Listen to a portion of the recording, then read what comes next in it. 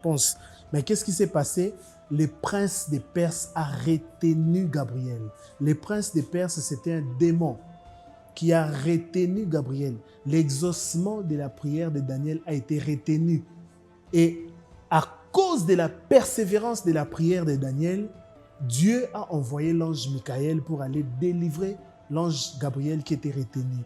Et l'ange Gabriel est venu répondre, exaucer à la prière de Daniel. C'est comme ça que je vous dis que l'abandon de la persévérance est aussi un élément qui constitue l'obstacle à l'exaucement de nos prières.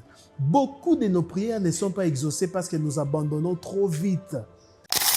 Tu montes les uns contre les autres, tu divises les frères. Tu ne peux pas demander à Dieu de te guérir ou de te bénir alors que c'est toi qui as divisé ces couples. Tu es allé raconter des mensonges à cette dame sur son mari. Tu sais, tu es très bien, tu es conscient que c'était des mensonges, mais tu as monté des choses pièce par pièce pour diviser ces mariages. Parce que tu étais jaloux de ta sœur qui avait son fiancé en Europe et tu as monté des choses, tu as monté une histoire pour aller rencontrer à ces messieurs qui étaient en Europe et ces messieurs s'est énervé, il a rompu les fiançailles avec ton ami. Sache que cet esprit de division sera un obstacle à ton exaucement. Les doutes est aussi un obstacle à l'exaucement. Ce n'est pas seulement le péché. Le péché est aussi un obstacle. Oui, je suis d'accord. Tu ne peux pas voler et espérer être exaucé. Tu ne peux pas tuer quelqu'un et espérer être exaucé. Je suis d'accord. Mais le doute est aussi un obstacle à la prière, à l'exaucement. Tu ne peux pas demander quelque chose à Dieu, avoir des doutes en toi et espérer que Dieu t'exauce. Je ne sais pas comment il va le faire parce que notre Dieu agit par la foi. Parce que lorsque nous croyons, nous avons la foi en lui, c'est comme ça que Dieu va exaucer à nos prières.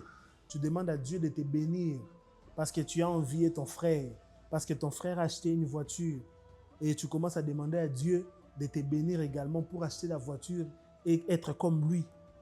Tu demandes à Dieu de te bénir pour aller mener une vie de débauche avec les filles à gauche et à droite. Tu demandes à Dieu de te bénir, de te donner beaucoup d'argent, mais pour aller faire du désordre, avoir une vie désordonnée. Les vraies intentions de le cœur, Dieu sait. Dieu voit les vraies intentions qui sont dans nos cœurs. Tu demandes à Dieu de te donner un homme qui appartient déjà à une autre femme. Oui, je vous l'ai dit, il y a des femmes comme ça. J'ai déjà vu une femme qui prie pour un homme alors que cet homme a déjà une femme. Cette prière ne peut être exaucée. Tu ne peux pas demander à Dieu de te donner un homme qui appartient déjà à une autre femme. Ce sont des prières qui sont mal faites.